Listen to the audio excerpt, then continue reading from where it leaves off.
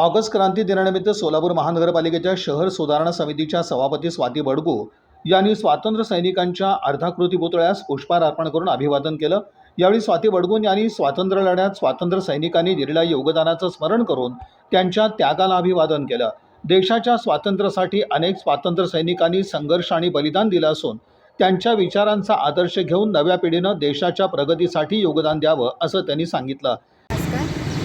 आज 9 ऑगस्ट क्रांती दिन 8 ऑगस्ट 1942 रोजी महात्मा गांधीजींनी समस्त देशवासियांना ब्रिटिश सरकारविरुद्ध भारत छोडो आंदोलनाचा नारा दिला होता आणि 9 ऑगस्ट रोजी पूर्ण देशभरामध्ये या आंदोलनाची मोठ्या प्रमाणामध्ये सुरुवात झाली।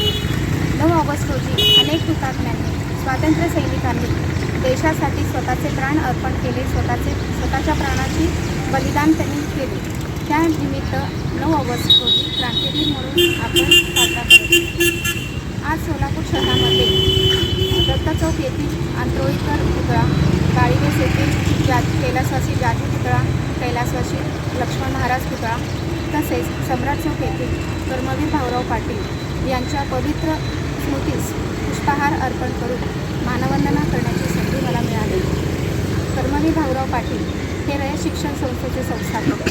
त्यांनी दलितांसाठी व गोरगरिबांना शिक्षण देण्यासाठी अनेक वेळा त्यांनी बलिदान त्यांनी संघर्ष केला।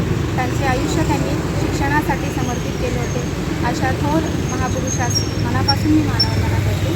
धन्यवाद। जय हिंद, जय महाराष्ट्र। यावेळी नगरसेविका ऐश्वर्या साखरे, मंडलाध्यक्ष दत्तात्रय बडगू, संग्राम काशीद यांच्यासह पदाधिकारी कार्यकर्ते उपस्थित होते।